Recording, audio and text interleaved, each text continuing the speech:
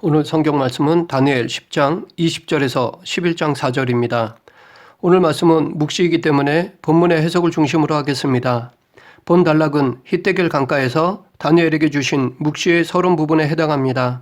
그래서 오늘 말씀은 이 히데겔 묵시의 배경을 기록한 것입니다. 이 시간 이 묵시의 배경에 담겨있는 의미를 알아보고 그 안에서 지금 우리들에게 필요한 교훈을 살펴보겠습니다. 먼저 오늘 본문 10장 20절에서 11장 2절까지는 바사의 캄비세스 2세부터 아하수에로 왕에 이르기까지 4명의 왕들에 대한 내용입니다. 다니엘에게 하나님의 말씀을 전달하기 위해 천사는 오는 도중에 바사 군주와 싸워야 했습니다. 그로 인해 다니엘의 기도의 응답은 21일 후에야 다니엘에게 전해지게 되었습니다. 그런데 하나님의 응답을 전하기 위해 온 천사는 돌아가서 또다시 바사 군주와 싸울 것이라고 말하고 있는데 이것은 천사와 바사 군주와의 싸움이 아직 끝나지 않음을 의미합니다. 또한 천사는 자신이 나간 후에는 헬라의 군주가 이룰 것이라고 말하는데 이것은 바사가 바벨론을 무너뜨리고 헬라에 의해 정복되기까지 약 200여 년 동안 세력을 유지했는데 바로 이 기간 이후를 의미합니다. 이것은 다니엘에게 왔던 천사와 바사 군주 곧 바사 제국의 배후에서 역사하며 악을 조장하는 악한 영과의 싸움이 약 200년 동안 지속될 것이라는 의미이기도 합니다. 그런데 이 200년 동안에는 여러 가지 일들이 있었습니다. 우선 고레스가 유다의 포로 귀환 칙령을 반포하였습니다. 그리고 크세르크세스 즉 성경에 나오는 이름으로는 아하수에로 왕 때는 바사의 총리였던 하만이 유대인들을 모두 몰살시키려 하였다가 에스더와 모르드게로 인해 도리어 그와 그의 가족들이 죽임을 당한 일도 있었습니다. 또한 아닥삭스다 왕 때는 에스라와 느헤미야의 지도하에 2차, 3차 포로에서 귀환하게 되었으며 예루살렘 성벽을 재건하였습니다. 이 모든 일은 표면적으로 보면 세상 일처럼 보이지만 사실은 다니엘에게 찾아왔던 천사와 바사의 배후에서 역사한 악한 영간의 치열한 싸움의 결과였습니다. 이 싸움이 무려 200년이나 지속되었지만 결국 천사의 승리로 끝나 정작 포로였던 유다는 보호받고 바사 제국은 멸망하고 말았습니다. 그러나 영적 세계의 싸움은 이것으로 끝나는 것이 아니었습니다. 본문에서 말하고 있듯이 바사 군주가 패한 후에는 헬라 군주가 올 것이고 헬라 군주가 패한 후에는 로마 군주가 올 것이었습니다. 또한 로마 군주 후에는 또 다른 세상의 군주가 올 것이었습니다. 그렇기 때문에 선한 천사와 악한 영간의 싸움은 세상 끝날까지 계속될 것입니다. 우리의 눈에는 세상에서 일어나는 모든 일들이 인간들의 이해관계에서 발생하는 것처럼 보이지만 사실 태초로부터 지금까지 이 세상에는 치열한 영적 전투가 벌어지고 있으며 그러한 전투의 결과가 지금까지의 세상 역사에 반영되고 있는 것입니다. 악한 영들은 세상 나라들을 선동하여 하나님 나라와 그의 백성들을 대적하지만 결국 그들은 선한 천사들에게 패하고 성도들은 승리를 누리게 될 것입니다.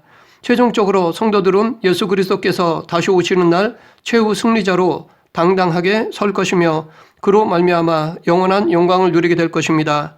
우리는 이런 사실을 기억하며 영적 전쟁이 벌어지는 이 세상에서 의의 군사로 견고히 서도록 항상 영적 무장을 게을리하지 말아야 할 것입니다.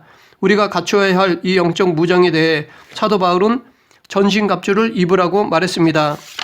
그런즉 서서 진리로 너희 허리띠를 띠고 의의 호심경을 붙이고 평안의 복음이 준비한 것으로 신을 신고 모든 것 위에 믿음의 방패를 가지고 이로써 능히 악한 자의 모든 불화살을 소멸하고 구원의 투구와 성령의 검 곧 하나님의 말씀을 가지라. 21절에서 천사는 자신이 바사 군주와 싸우러 가기 전에 진리의 글에 기록된 것을 다니엘에게 먼저 보이겠다라고 말하는데 여기서 진리의 글이란 하나님께서 태초에 계획하시고 작정하신 것을 말합니다. 즉 진리를 기록한 실제적인 문서가 아니라 하나님께서 태초에 세우신 계획과 작정을 의미합니다. 이 진리의 글에 대한 구체적인 내용은 오늘 본문 11장 2절 이하에 기록되어 있습니다. 그 내용들을 보면 세상 종말 때까지 전개될 세계 역사에 대한 것으로 바사 제국 내 왕들과 헬라 제국의 건설과 분열 그리고 안티오쿠스 에피파네스의 출현과 말세의 대환란, 최후 심판 등에 관한 것입니다. 이것은 과거 느부갓네살이 꿈에서 본 동상과 같습니다. 느부갓네살은 꿈에서 순금으로 된 머리, 은으로 된 가슴과 두 팔, 노수로 된 배와 넓적다리, 쇠로 된 종아리, 새와 진흙으로 된 발의 신상을 보았습니다. 히데겔 강가에서의 묵시는 이 꿈의 내용과 일맥상통합니다. 특별히 이러한 일들이 진리의 글에 기록되었다는 것과 그것이 참된 것이라는 것은 이 모든 예언이 반드시 현실로 이루어질 것임을 의미하는 것입니다. 진리가 진리인 이유는 그것이 바뀌지 않고 반드시 이루어질 것이기 때문입니다. 그러므로 천사가 다니엘에게 진리의 글에 기록된 것을 보이겠다라고 말한 것은 세상 역사가 하나님께서 태초에 세우신 계획과 작정대로 진행되고 있다는 것을 시사하는 것이라 하겠습니다. 그렇다면 과연 세상의 역사는 하나님의 계획과 작정대로 진행되었을까요? 혹은 진행되고 있는 것인가요? 예, 그렇습니다. 11장 2절 이하에 기록된 예언은 세상 역사에 그대로 이루어졌습니다. 우리는 이것을 세계사 속에서 찾아볼 수 있습니다. 이렇게 세계 역사는 하나님의 계획과 작정대로 진행되고 있습니다.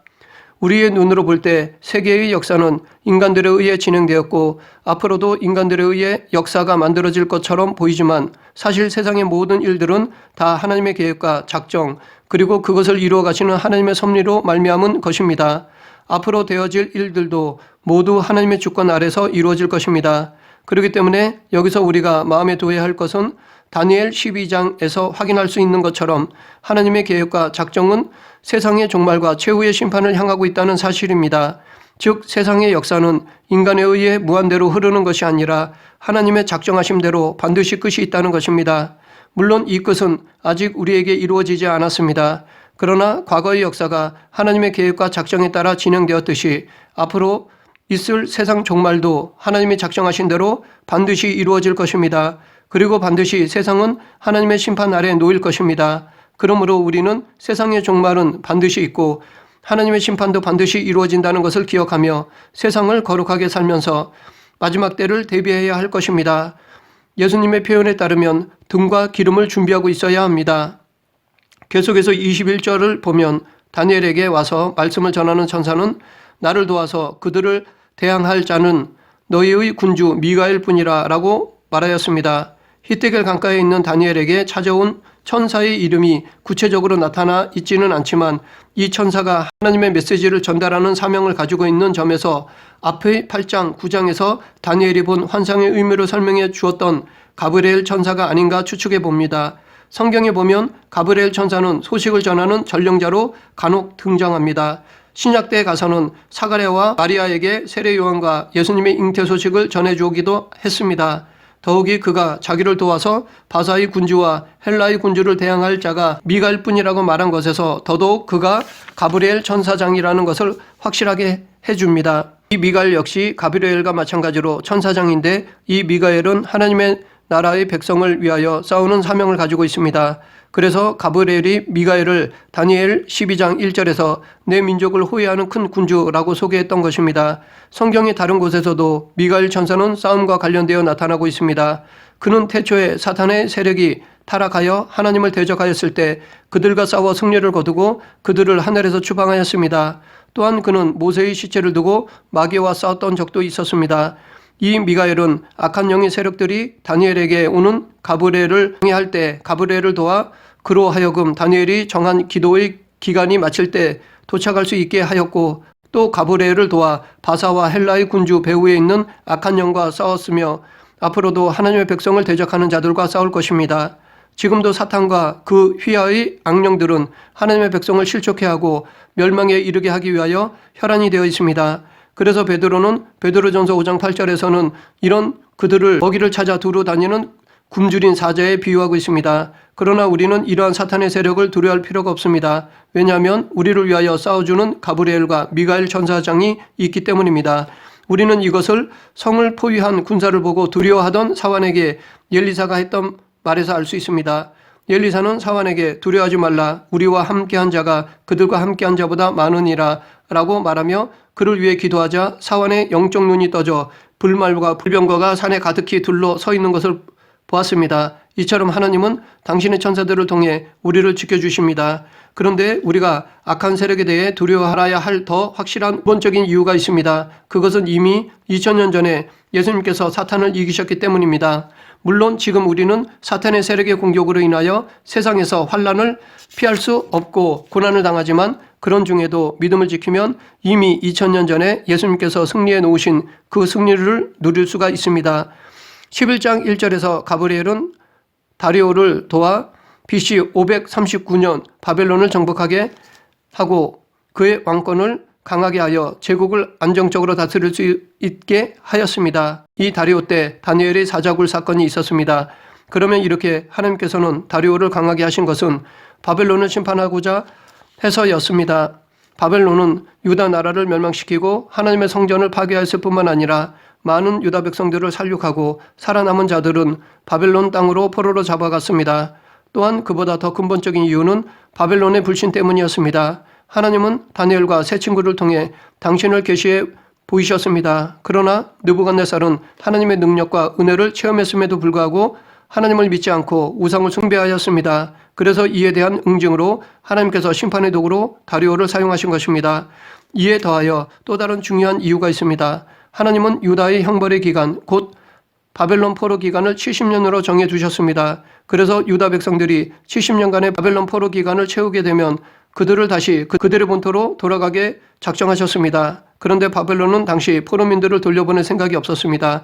그래서 유다 백성들을 다시 고향 땅으로 돌아가도록 하기 위해 다리오를 도와 그를 강하게 하여 바벨론을 멸하게 하신 것입니다. 그리고 이어 바사 제국의 황제로 즉위한 고레스를 통해 피식민지 국가들의 자치를 허용하고 바벨론이 강제로 이주시킨 각 민족들을 그들의 본토로 돌아가게 했습니다. 한마디로 하나님은 당신의 뜻을 이루고자 다리오와 고레스를 사용하신 것입니다.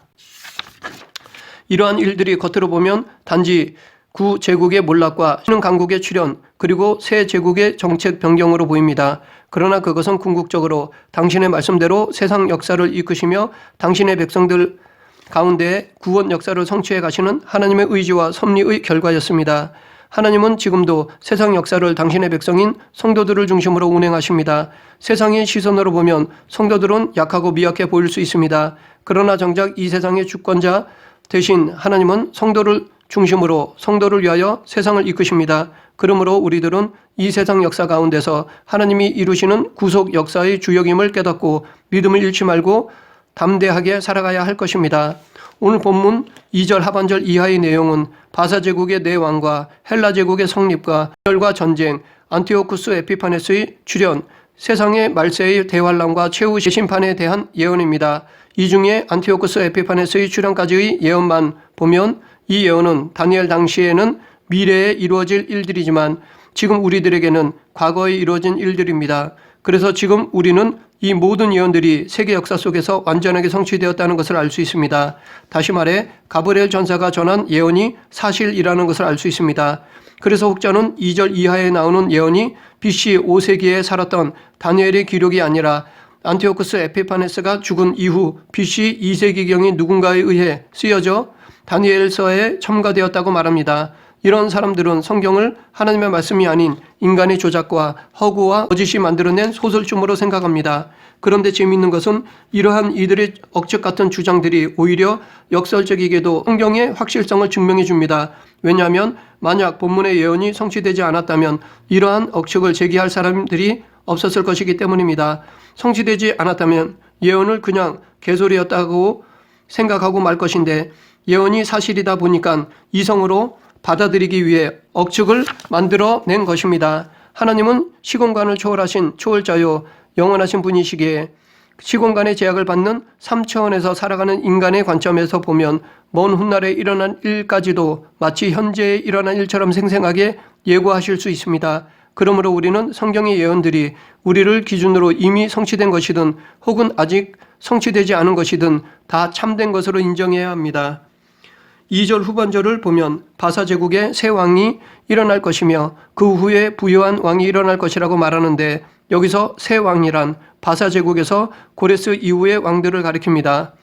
왜냐하면 이 예언이 바사 제국의 고레스 3년에 주신 것이기 때문입니다. 그렇기 때문에 여기서 말하는 새 왕 중 첫째 왕은 캄비세스 2세 왕을 가리키며 둘째 왕은 스메르디스 왕을 가리킵니다. 그리고 셋째 왕은 다리오 휘스타스페스 왕을 가리킵니다. 이들 이후에 네 번째 왕은 에스더의 남편인 아하스에로 왕인데 세계 역사에서는 그를 크세르크세스라고 부릅니다. 가브리엘 전사는 새 왕이 일어날 것을 말한 후에 이 네 번째 아하수에로 왕이 일어나게 될 것이라고 앞의 왕들과 구분하는데, 이것은 그가 바사제국의 운명에 결정적인 역할을 했기 때문입니다. 그는 그의 부왕이었던 다리오 휘스타스페스 왕을 이어 활발한 정복 사업을 하였고 바사제국의 권세를 확장시켰습니다. 이런 정복과 착취를 통해 많은 부를 축적할 수 있었습니다. 그래서 그는 주기 3년에 나라의 영광과 자신의 위엄을 드러내기 위하여 관리들을 불러놓고 무려 180일 동안이나 잔치를 베풀었던 것입니다. 이때 왕후 와스디를 폐위했습니다. 그러나 아하수에로 왕은 재물이 풍부하다 보니까 교만해졌습니다. 예나 지금이나 재물은 모든 일을 가능하게 하기 때문에 재물이 많으면 두려움이 없어지고 하나님을 의지하지 않고 교만해지기가 쉽습니다. 이런 이유로 예수님은 부자가 천국에 들어가기가 어렵다고 말씀하셨습니다. 아하수에로 왕은 최고의 부와 명예와 권력이 있는데도 거기에 만족하지 못하고 더 많은 부와 명예와 권력을 얻고 싶은 욕심이 생겼습니다. 실제로 당시 기록에 의하면 그가 헬라를 치기 위하여 모은 군사의 수가 보병만 170만 명, 전차와 낙타가 각 2만, 군마가 8만, 배가 1290척, 수군이 52만 명이었다고 합니다. 그러나 아하수에로 왕은 살라미스 해전에서 대패하고 말았습니다. 이로 인하여 바사제국은 쇠퇴하기 시작하여 BC 330년에는 3절에서 언급하고 있는 대로 한 능력 있는 왕인 헬라의 알렉산더에 의해 완전히 멸망하였습니다. 계속해서 11장 3절 4절은 알렉산더 대왕의 발언과 사후의 헬라 제국의 자분열에 대한 내용입니다. 알렉산더의 탁월한 능력과 놀라운 업적은 그를 단순한 왕이나 황제 정도가 아니라 대왕이라는 칭호로 부르게 했습니다. 그는 역사 이래로 가장 신속하면서도 가장 광활한 영토를 점령하였으며 그의 권세는 거의 절대적이었습니다. 알렉산더가 세상을 정복하였을 때 그의 나이는 겨우 33이었습니다. 그래서 그의 권세는 앞으로도 수십 년은 더 지속될 것으로 보였습니다. 또한 그가 자신의 권세를 유지하고자 자신의 후계자를 잘 양성한다면 헬라 제국은 탄탄대로를 걸을 수 있었을 것입니다. 그런 헬라 제국이 4절에서 예언하신 말씀대로 나누어졌습니다. 알렉산더는 제국을 건설한 지 불과 10년도 채 지나기 전 갑자기 병들어 죽었습니다. 알렉산더가 죽자 헬라 제국은 그의 부하 4명에 의해 나눠졌고 정작 알렉산더의 아들들은 부왕의 신복들에 의해 비참하게 살해되고 말았습니다. 이처럼 세상은 변화무쌍하고 허망한 결과들이 벌어지는 곳입니다. 이런 사실은 우리로 하여금 변화하는 세상의 일로 믿음이 휘둘려서는 안 된다는 것을 가르쳐 줍니다. 왜냐하면 모든 일들은 하나님의 다스림 안에서 이루어진 것이기 때문입니다. 그러므로 우리는 항상 하나님의 뜻을 구하며 살아야 합니다. 또한 세상이나 세상에 있는 것들을 의지하거나 거기에 소망을 두지 말아야 한다는 것을 보여줍니다. 우리가 세상과 세상의 것에 소망을 두고 의지하면 우리도 반드시 허망함을 거두며 낙심할 수밖에 없기 때문입니다. 반면에 하나님의 뜻을 구하고 따른다면 이 세상에서는 힘들고 고달플 수는 있어도 결국에는 영생과 영광을 누릴 수 있습니다. 말씀을 정리하겠습니다. 동서고금을 막론하고 사람들은 돈과 권력을 맹목적으로 추구하며 살아가고 있습니다. 왜냐하면 그것만 있으면 변화무쌍한 이 세상에서 행복할 것이라고 생각하기 때문입니다. 그러나 오늘 말씀에서 보았듯이 그토록 부유했던 바사제국의 아하수에로 왕이나 그토록 강성했던 헬라 제국의 알렉산더 대왕도 결국 죽고 말았습니다. 지상에서 그토록 엄청난 막강한 권세를 누렸던 그들도 결국 하나님의 공의로운 심판을 받고 생을 마감했습니다. 우리도 이 세상 재물과 권세에 매여 산다면 역시 이들과 같은 결과를 맞이하게 될 것입니다. 그러나 하나님이 예비하신 영원한 나라 천국을 소망하며 산다면 영원한 천국에 들어가 하나님이 예비하신 복을 누릴 것입니다. 그러므로 세상의 물질, 명예, 권력을 쫓아 사는 것이 아니라 하나님의 뜻에 순종하며 살아가는 성도가 되어야 할 것입니다. 그렇게 순종하여 영원한 천국에서 영광을 누리는 저와 여러분이 되길 간절히 축원합니다. 기도하겠습니다. 사랑과 은혜가 풍성하지 하나님 아버지, 세상의 것을 추구하며 살아가는 것이 아니라 저 천국을 소망하며 하나님의 뜻에 순종하는 성도가 되게 하여 주시옵소서. 예수님 이름으로 기도드립니다. 아멘.